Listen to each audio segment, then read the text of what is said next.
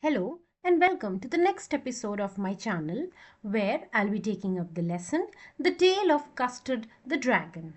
Now this poem is a lyrical ballad. A ballad is a kind of poem which can be set to a tune. Okay, and it has lots and lots of rhyme schemes and it has a story enclosed in it. So this poem also has a story of a dragon. Now there was a little girl, Belinda. She had many pets. She had a kitten which was black in color, a mouse which was grey in color, a dog which was yellow in color. She used to play with a little red wagon and a Rilio Trilio little pet dragon. So Rilio Trilio are Old English words which mean really truly. She had a pet dragon. Now the poet has used lots and lots of colors in this poem. Okay. Now, the name of the little black kitten was Ink. Black, so ink. Okay. Grey mouse, she called him Blink. And the little yellow dog, as sharp as mustard, so as sharp as simile. Okay. And his name was Mustard, so yellow, so mustard. And the dragon, ironically, was a coward and she called him Custard. Now, in the first stanza, the third and fourth line start with the same word. So, it is anaphora. Even in the second stanza, the second and third line are anaphora. Now, Custard the dragon physically was very dangerous. He had sharp teeth, he had spikes, he had scales, he had a nose from which continuously smoke came out like a chimney. You know how dragons give out fire, and a Rilio Trilio daggers on his toes. So we see Rilio Trilio repeated again and again. So this is repetition. Okay. So he physically he was very ferocious, but by nature he was a coward. He always wanted to hide in a safe cage. Belinda was as brave as a barrel full of bears. This is again simile. Ink and Blink hyperbolically could chase lions down the stairs. And Mustard was as brave as a tiger in rage. Again simile. But Custard cried for a nice safe cage. So all the mentioned creatures other than the Custard, other than the dragon, were said to be very brave. But poor Custard, he always wanted to, be in a safe cage. Now the mistress, Belinda, she was unmerciful to him. She kept on tickling and tickling.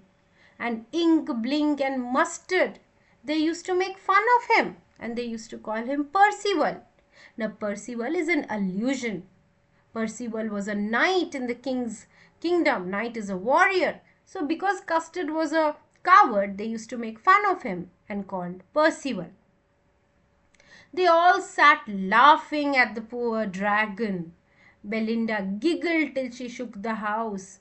Even the other animals, they giggled and they rudely asked for his cage, when poor Custard cried for a nice safe cage. But then, what happened? Suddenly, that's repetition. They heard a nasty sound. And all the creatures who claimed to be brave, they ran away. Why? Because there was a pirate. And Mustard growled and they all looked around. Mute, cried Ink, and ooh, cried Belinda. For there was a pirate climbing in the window. So purposely window has been changed to window to match with Belinda. Now this pirate was ferocious. He had a pistol in his left hand and pistol in his right, and he held in his teeth a cutlass, a knife bright. His beard was black and one leg was wood, just like pirates typically are. And it was clear that the pirate meant no good. Now, as I said, all these brave creatures, they ran away. Mustard, who claimed himself to be so brave, ran away with a terrified yelp. Ink trickled down. Now see how beautiful language. Ink trickle. Ink is a liquid which trickles. But here ink is the cat. Right? So this is a metaphor.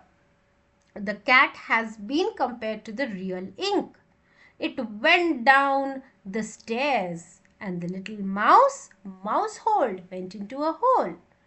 But up jumped Custard, snorting like an engine. This is simile. The creature who was coward, he came out, clashed his tail like irons in a dungeon. Dungeon is a prison. So just like jailers go in the dungeon with irons, to whip the prisoners, Custard jumped at the pirate. With a clatter and a clank and a jangling squirm, this is onomatopoeia, he went at the pirate like a robin at a worm. Like a robin at a worm is simile. The pirate gaped at Belinda's dragon. The pirate had not expected to see a dragon here, and gulped some grog from his pocket flagon. What is grog? Grog is a kind of alcohol which generally pirates carry in a steel bottle. That's the flagon. He fired 2 bullets, but they didn't hit, and Custard gobbled him every bit. So see, the creature who claimed himself to be coward is the one who showed all the courage. Belinda now embraced him, and Mustard licked him. No one cried for the pirate. Ink and blinked in glee did Gyrate. In glee did Gyrate is alliteration. Gyrate means they went round and round the dragon, praising him. Around the dragon that ate the pirate. But presently, too much of praising. Again back to the same old nature of making fun. But presently up spoke little dog Mustard. I have been twice as brave if I had not been flustered, if I had not been confused. And up spoke Ink and up spoke Blink. We had been 3 times as brave, we think. And Custard said, I quite agree that everybody is braver than me. So all these false, fake creatures are now claiming they could have done better if they had not get confused. Right? Sly creatures. Belinda. So now nothing has changed. Back to the same old days of making fun of Custard. Belinda still lives in her little white house with her little black kitten and her little grey mouse. These are refrained. Lines are repeated. And her little yellow dog and her little red wagon and her Rilio Trilio little pet dragon. Belinda is as brave as a barrel full of bears, and Ink and Blink chase iron down the stairs. Mustard is as brave as a tiger in a rage, but Custard cries for a nice safe cage. So this poem basically talks about hypocrisy. We should understand that actions speak louder than words, even though Custard claimed to be a coward, but he was the one who was most courageous. Secondly, this poem also talks about friendship. A friend in need is a friend indeed. So the real pet, real friend of Belinda was Custard. But unfortunately, she failed to understand this. I hope you have understood. Thank you.